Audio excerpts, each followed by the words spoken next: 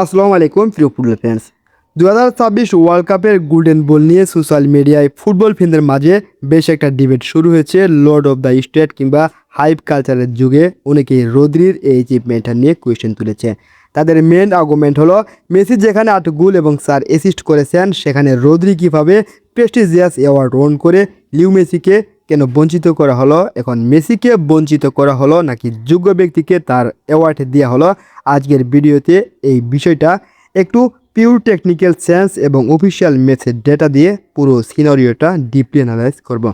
এই ওয়ার্ল্ড কাপে বিখ্যাত রদ্রির গোল অ্যাসিস্ট 0, অন্যদিকে মেসি সরাসরি 12 গোলে অ্যাসিস্টে অবদান রেখেছেন। মেসির 8 ম্যাচে মোট রেটিং 83.67 এবং গোল রেটিং 8-এর উপরে। এখন 4 বছর পর পর ম্যাচে দেখা কিছু ফ্যান এসে বলবে ফুটবলে গোল আর অ্যাসিস্ট যদি গোল্ডেন বলের একমাত্র প্যারামিটার হতো তাহলে হিস্ট্রি অন্যভাবে লেখা হতো। 2014 ওয়ার্ল্ড কাপের মুলার এবং মেসির তুলনা দেবে।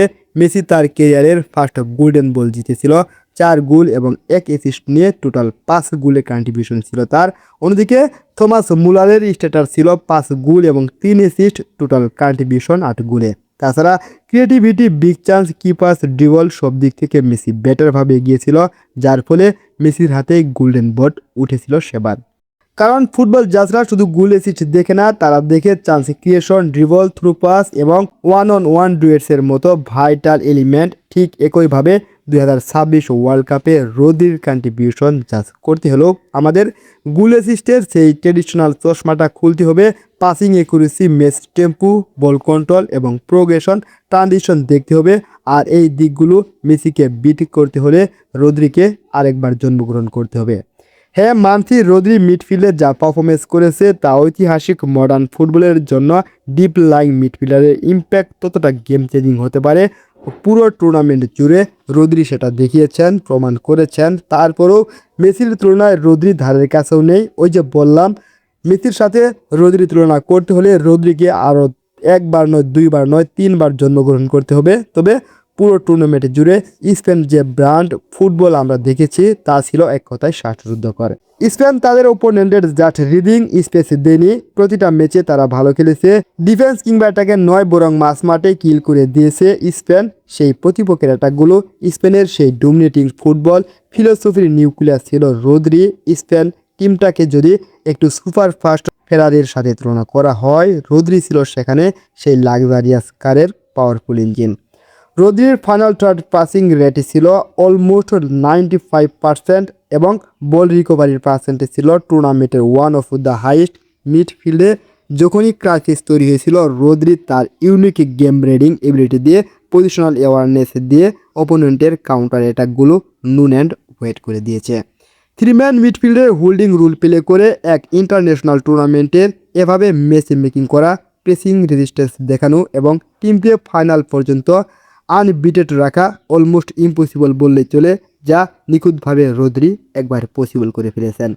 তবে মেসি কি করেনি? মেসি কি শুধু পুরো টুর্নামেন্টে গোল আর অ্যাসিস্ট করেছেন? মেসির অর্জনের খাতা যদি আমরা একটু দেখি তাহলে আপনার চোখ কপালে উঠে যাবে। এই ম্যাচে মেসি 8 গোলের পাশাপাশি করেছেন 4 অ্যাসিস্ট। মোট 25টি সাকসেসফুল চান্স ক্রিয়েট করেছেন, তার মধ্যে 8টি ছিল বিগ চান্স। ড্রিবল করেছেন 25টা এবং নর্মাল চান্স ক্রিয়েট করেছেন 32টা। এই যে 25টা ড্রিবল, 32টা নর্মাল চান্স, যা ছিল ইতিহাসের অন্যতম সেরা। এখন পর্যন্ত কোনো প্লেয়ার ওয়ার্ল্ড কাপ কিংবা কোনো ম্যাচে, কোনো টুর্নামেন্টে এরকম অবদান রাখতে পারেনি। শুধু তাই নয়, পিন পয়েন্ট ক্রস দিয়েছেন 15টি, যা ইতিহাসের সেরা, এখনও কেউ করতে পারেনি। কিপাস দিয়েছেন 21টি, যা ইতিহাসের সেরা, এখনও কেউ করতে পারেনি। এছাড়াও যে কথাটি না বললে নয়, আর্জেন্টিনা তারা যে 8টি ম্যাচে খেলেছে সেখানে 22টি গোল করেছে, আর সেই 22 গোলের মধ্যে 8টির ছিল মেসির অবদান। বাকি গোলটাতে আর্জেন্টিনার সেই বুড়ো মেসি 90% অবদান রেখেছেন। অর্থাৎ আর্জেন্টিনার আক্রমণের 88% অবদান ছিল লিও মেসির। অন্যদিকে 6 সেকেন্ড কাউন্টার পেসে রদ্রি সামান্য কিছু চমক দেখিয়ে দিল, আর সেখানে আপনি রদ্রিকে ব্যালন ডিওর কিংবা গোল্ডেন বুট, গোল্ডেন বল সব দিয়ে দিলে দিতেই পারেন, সেটা আমাদের কোনো আপত্তি নেই। তবে যারা বলছেন গোল কিংবা অ্যাসিস্ট করলে গোল্ডেন বল পাওয়া যায় না, তাদের বলবো ফুটবল যেহেতু গোল অ্যাসিস্টের খেলা, সেখানে গোল এবং অ্যাসিস্ট করতে হবে। দিন শেষে যারা গোল অ্যাসিস্ট করতে পারবে, ম্যাজিক দেখাতে পারবে, তারা ইতিহাসের সেরা হিসেবে থাকবে। যদি গোল অ্যাসিস্টের ভ্যালু আপনার কাছে নাই থাকে, তাহলে ফুটবল খেলায় গোল এবং অ্যাসিস্ট তুলে দেন। এখানে মাপকাঠি হবে যে প্লেয়ার যত বেশি পাস দিতে পারবে, যে প্লেয়ার যত বেশি ট্যাকল করতে পারবে, মিডফিল্ড সামলাতে পারবে, তাকেই সেরা প্লেয়ার নির্বাচিত করা হবে। যদি আপনি গোল অ্যাসিস্টের মূল্য না দেন, তাহলে ইতিহাসের ম্যারাডোনা, ইতিহাসের পেলে, ইতিহাসের সেই বিখ্যাত প্লেয়ারদের কেন আপনি তুলনা করেন, কেন তাদের নিয়ে গর্ব করেন, কেন রোনালদো নাজিরো, রোনালদিনহো এবং জিনেদিন জিদানের কথা আসে? এই প্লেয়ারগুলো ড্রিবল করেছে, গোল করেছে, পাশাপাশি অ্যাসিস্ট করেছে, তার জন্য তারা ইতিহাসের পাতায় অমর হয়ে রয়েছে। অন্যদিকে মেসির গোল অ্যাসিস্ট সব কিছুই ছিল, ড্রিবল ছিল, সব দিক থেকে আমি প্রমাণ করেছি। রদ্রির তুলনায় মেসি ফার বেটার করেছে। মেসির সাথে রদ্রিকে তুলনা করতে হলে রদ্রিকে একবার নয়, দুইবার নয়, বারবার জন্মগ্রহণ করে আসতে হবে। আর কেন এই অনিয়ম করেছেন, সিন্ডিকেট করেছেন, সেই বিষয়ে ভিডিও আসবে নেক্সট। আপনারা অবশ্যই আমার চ্যানেলে চোখ রাখুন, বিস্তারিত ভিডিও নিয়ে আপনাদের সামনে তুলে ধরার চেষ্টা করবেন। ধন্যবাদ সবাইকে, আসসালামু আলাইকুম।